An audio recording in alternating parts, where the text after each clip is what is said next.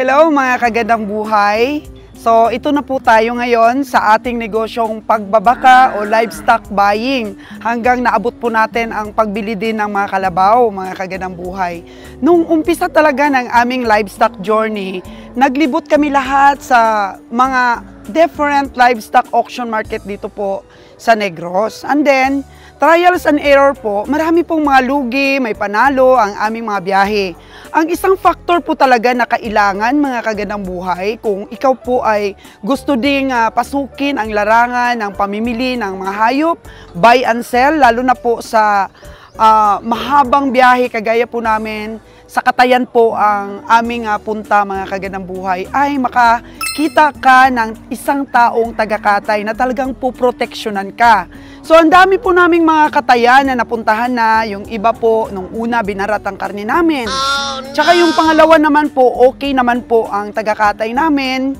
Kaya nga lang po, nagkakaroon kami ng conflict sa isa ring komprador na nag-refer sa amin doon na minsan humihina po ang Katay, humihina rin po dapat ang punta namin doon at minsan po yung nagsasabay kami. So kailangan talaga makaput up kami ng sarili po talaga naming tuklas na taga-Katay.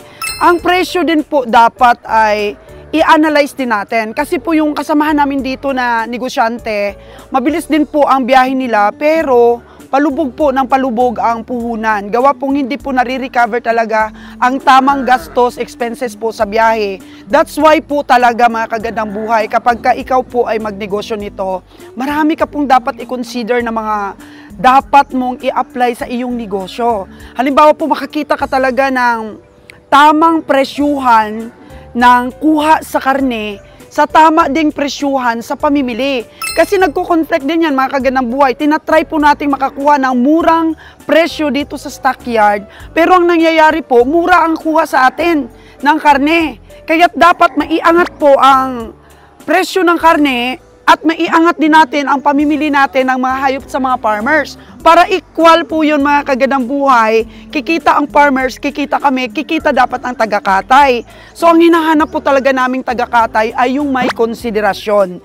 Yung hindi na may konti lang na diferensya ang mahayop namin, ay kakaltasan na kami kaagad ng karne. Walang bawas yung sa kanila. Halimbawa, merong napilay na isang karabaw o isang baka at medyo hindi maganda ang karne. Lahat na lang ay ipapatong sa amin. Dapat din kasi mga kagandang buhay, may konsiderasyon din para po sa ikakapanalo ng biyahe natin. So kung halimbawa nakakita kami ng isang taga-Katay na medyo hindi fair or sabihin natin na medyo wala talagang patutunguhang asenso ang ating negosyo, nagtatry at try pa rin po kami makakita ng talagang yung swak sa aming pandama at sa aming kita, mga kagandang buhay, na alagaan kami talaga ng taga-Katay. That's why po, kahit gaano po kabait yan na taga-Katay, kahit na okay naman siya magbayad, mga kagandang buhay, pero po, ayaw niyang magpataas sa karne.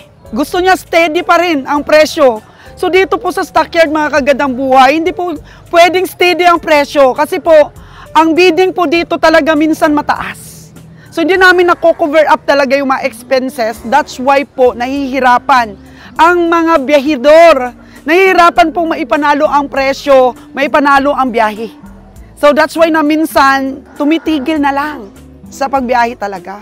So sana nga mga kagandang buhay sa vlogs na ito, maipakita talaga ni Souls Gandang Buhay ang totoong kalakaran, ang totoong sitwasyon, ang totoo dapat na mangyari sa ganitong klaseng auction. Kasi yung iba nagsasabi, barat, ganon. Pero dito po talaga sa stockyard mga kagandang buhay, walang baratan.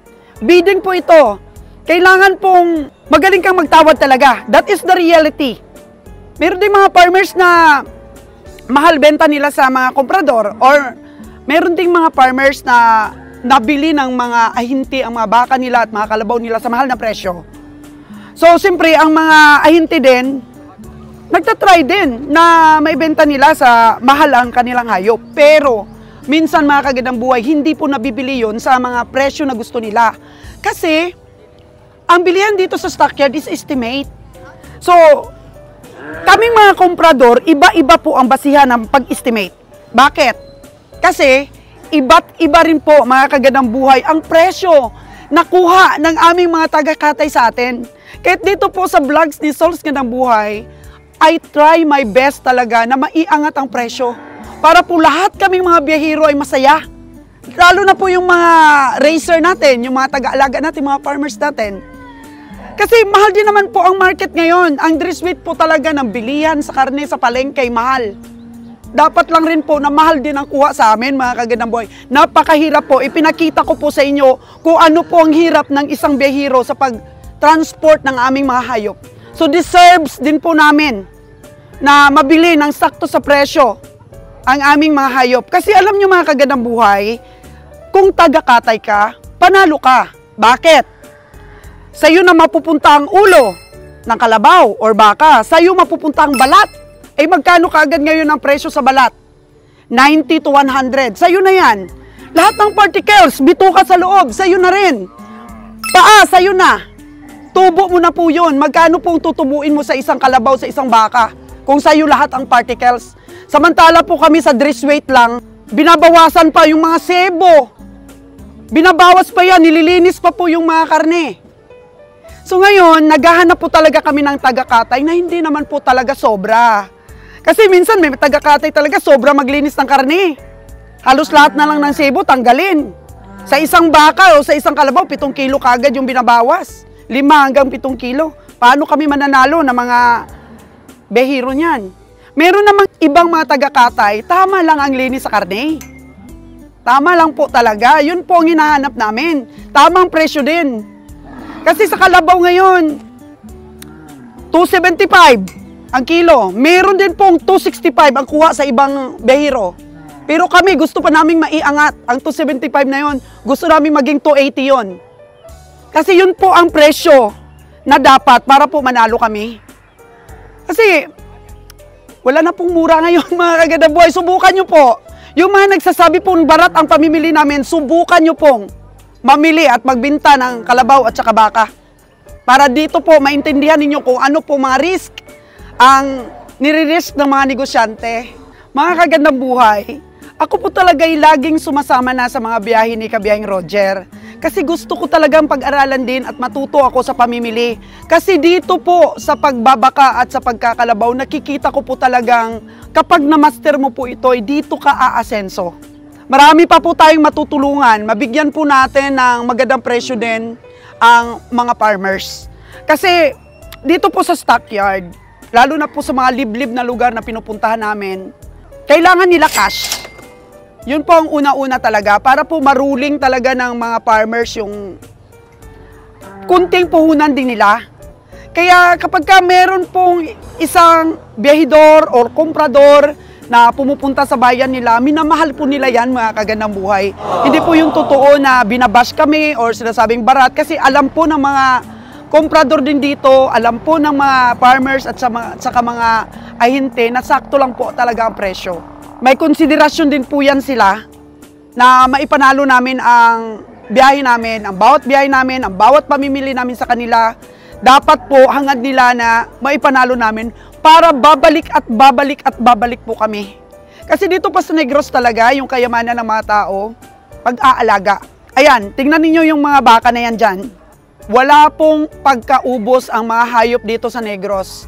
Dahil almost everybody, every household, marami po silang mga alaga. At yan po yung ginagamit nila sa oras po ng pinapaaral nila mga anak nila. Nakakapagtapos po halos dito yung mga anak nila sa pag-aalaga lang po talaga ng hayop. Eh doon naman po talaga sa Aklan, mga kaganang buhay, tourism naman po talaga ang gusto ng mga tao doon. Gawa nga ng Boracay talaga eh. Marami talaga bisita yun, ang Boracay. So mabilis lang po talaga ang pera sa Boracay. Pero gusto rin namin ni Kabiyahing Roger na mag-alaga. So sa kambing, mga kaganang buhay, mag-alaga kami ng kambing doon, mga baka, step by step lang po dahil hindi po natin yan madali. Hindi lang po madali yan, mga kaganang buhay. Para po ma-inspire din natin ang mga ibang provinces, ma-inspire natin ang probinsya ng Aklan mag-alaga. Kasi ang dami ring mga damo doon, ang dami ring mga vacant lot. So bakit hindi tayo mag-alaga ng mga baka, di ba? So dapat din po i-implement din niya ng gobyerno natin na ma-encourage po ang ating mga farmers na mag-alaga din sa bawat lugar. Kasi pagka may alaga sa Aklan, mga kagandang buhay, nako, ako kagad ang buyer. Dali natin sa Maynila yan at marami pa pong matututong mag-negosyo ng ganito. So, ayan mga kagandang buhay, chika-chika muna tayo dahil medyo walang init, mga kagandang buhay. At saka, pwede naman po kayong mag-comment kung ano po yung mga suggestion ninyo, ano po yung mga saloobin ninyo. At shout out po sa lahat ng aking mga viewers, mga silent viewers, aking po mga subscriber. Talagang binabasa ko po lahat ang inyong mga comment, tuwang-tuwa po ako sa inyong mga comment. Pero dahil po sa busy ako, hindi ko po nabibigyan ng oras talaga yung pag-shoutout, paglista ng mga pangalan ninyo. Pero alam nyo yan, sa puso ko talaga, I'm very much po appreciated yung mga comments ninyo, lalo na po yung kapulutan din ng aral ng ating mga tagapanood din na iba. Welcome po kayo dito sa Sols Ganang Buhay at saka sa biyahe ni Roger po. At nag-upload na rin siya ngayon ng mga videos. Update po ngayon mga kagandang buhay sa ating negosyong Kalabaw. Medyo malayo po yung biyahe namin ngayon. Dati po Batangas lang ang biyahe namin ng Kalabaw. Okay rin naman po ang taga-Katay natin sa Batangas. Pero siyempre may mga kinoconsider po tayo, mga kagandang buhay na mga bagay, kung saan po talaga tayo tutubo at saan po tayo maging komportable. Pwede na rin po na mag-deliver tayo sa Batangas kasi medyo tumaas na rin po ang kanyang presyo ngayon. Pero ang kinoconsider po natin, gano'n po ba kalayo yon ang Kalabaw sa Katayan? At saka, paano po ang pagkilo? Paano po ang paglinis ng karne? Paano po ang bayaran? Ganun po, marami tayong kinukonsider niyan, mga kagandang buhay. So, nag-i-explore po kami, at sana po dito sa pag-explore namin, gusto ko pong i-update sa inyo para magkaroon din po kayo ng idea. Dahil po sa mga vlogs ni Sols Ganang Buhay at ni Biyahe ni Roger, meron pong mga taga-Katay na tumatawag sa atin sa phone at sinusubukan din po natin na magkatay. So, napunta po tayo sa, at saan yan? Marilao, Bulacan ba yun? So, napunta tayo doon at una, iba po yung pinagkatay natin. Ngayon, iba naman po. At okay po ang presyo, okay po ang katay. Kasi pagkatapos ng katay, hindi na po siya hihintayin ng matagal para ikilo. Kasi ang tendency po kasi pagkatapos ng katay at hindi pa kikiluhin agad, mari po mag-lose weight yun. Pero dito po sa pinakatay namin, pagkatapos po katay, kilo agad. So medyo panalo tayo doon. Sa linis po ng karne, hindi po masyadong masilan. At saka sa presyo po, mga kagandang buhay, medyo angat pa po ng konti. So siguro mga kagandang buhay, sa pag-deal natin ng pag-deal at sa pagsubok natin na pag-explore ng negosyong livestock, makikita talaga natin yung mga tao na karapat-dapat para sa atin. Hindi naman po natin sinasabing pangit sa iba. Pero napakaganda po dito sa livestock buying for slaughter, mga kagandang buhay, ay sarili mo po talagang puhunan. Yung hihiram ka sa bangko or maghanap ka talaga ng pera na pambili mo na hindi po galing sa taga-Katay. Kasi po, pag galing po kasi sa taga-Katay, wala ka pong magawa. Hindi mo po ma-explore. Kasi pag sinabi nilang ganun lang ang kuha nila sa karne dahil po sa kanilang puhunan, wala ka na po magagawa. Kaya napakahirap pong masuklian ang mga pagod mo sa biyahe, mga kagandang buhay. Kasi sobrang pagod dito. Kailangan talaga masuklian. So, isa po talagang factor na nakita ko, mga kagandang buhay. Kulang po kami sa puhunan. Kasi napakalaki po talaga actually ang puhunan dito. So ganito po ang discarding ginawa namin. Naghanap po kami ng pera, umunta po kami sa bangko. Tapos kung mabait naman po talaga ang taga-katay mo, pagdating po ng hayop doon, pwede mo na pong hingian sila ng down payment. Maaari pong, kung mabait, pwede silang magbigay 1 million, 2 million. Kasi wala na po silang lugi doon dahil nakikita na nila yung hayop mo na dumating. Kasi ang takot lang po kasi ng mga taga-katay din, mga kaganang buhay. Gawa na rin po ng mga bad experiences nila. Kapag ka nag-finance po sila sa mga komprador nila, ay minsan pumapalpak. Pero kapag ka sarili nating pera, kahit saan pa man galing yung pera niyan, kahit hiniram natin sa bangko, tubuan yan, ay pagdating po ng hayop natin doon sa katayan nila, pwede na po tayong humingi ng down payment at the same time po makapag-demand po tayo kung ano po ang gusto natin. Halimbawa, sa presyo, pag hindi po swak sa atin yung presyo nila, anytime, pwede po tayong makahanap ng ibang taga-katay at mag-stick po tayo doon sa tamang-tama lang, mga kagandang buhay. So, ganun po mga kagandang buhay yon ang negosyong livestock. Marami ka po talagang tatahaking daan. At paunti-unti rin po ngayon na gumaganda at paganda ng paganda ang amin po mga biyahe. Ang sa akin na lang po ngayon is masamahan ko si kabiyahe. Mas-schedule namin yung mga stockyard na dapat namin puntahan. Hahatiin po namin ang mga tauhan. Halimbawa po, sabay po yung auction na araw. So, dito yung isang team, doon yung isang team. So, kailangan po ako nila dahil ako po ang muse nila. So, ganun po yun mga kagandang buhay. Dapat open-minded po tayo talaga kung ano po yung mga dapat pang i-improve sa ating business. So, maari na sa backloading naman natin ng itlog, dahil nakikita naman namin dito sa mga pinupuntahan namin, kung wala na pong restriction, pwede na pong makapasok ang itlog anywhere in the Philippines. Pwede rin po kami magdala ng itlog dito, mga kagandang buhay, kasi yan po ang secret weapon mo. Yan din po ang ano mo, matibay na talagang panlaban sa biyahe. Yung may matibay ka talaga na backloading. Kasi ang backloading ng itlog namin, baka. So ang backloading ng baka namin, itlog. That is the perfect combination. So masweldohan natin na maayos, hindi delay ang ating mga tauhan, at masaya po tayo sa ating ginagawa dahil kapag lagi pong lugi, hindi masaya, mga kagandang buhay. Nakakalungkot yun, nakakapanghina. Kaya po sa aking mga kapwa biyahidor dyan, siyempre lahat naman tayo nagsusurvive, laban lang po. So different po ang klase ng ating pag-estimate. Depende din po sa kuha sa presyo ng ating mga taga-katay. So yan po ang dapat na weapon mo sa pamimili.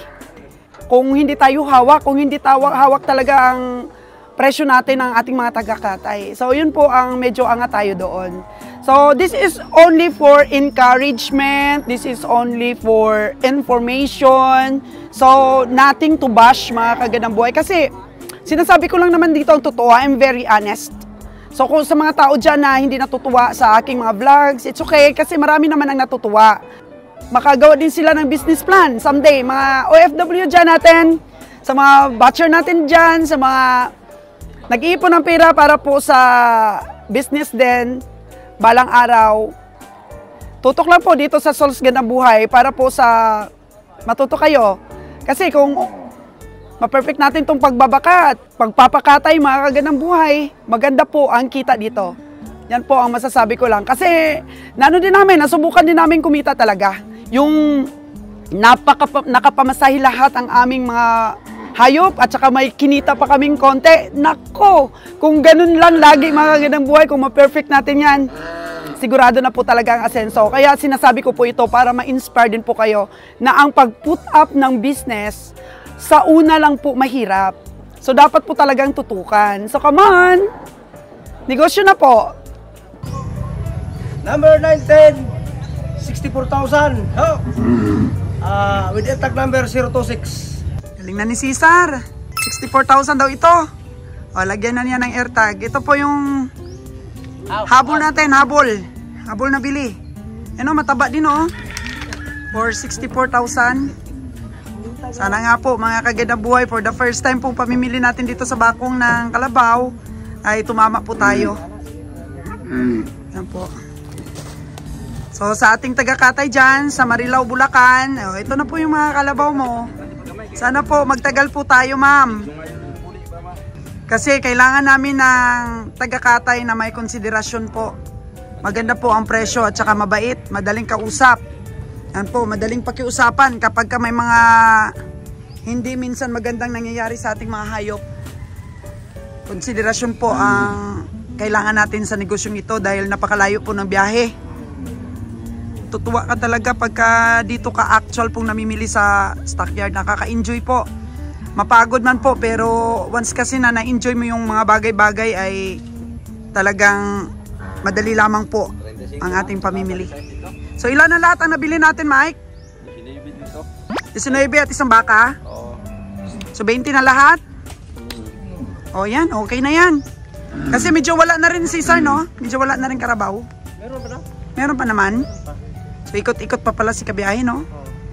Ayan po, mga kagandang buhay, ang ating nabiling mga kalabaw. Super tataba po. Wala po tayong binibiling payat. Paano po ba natin malaman kung mataba ang kalabaw?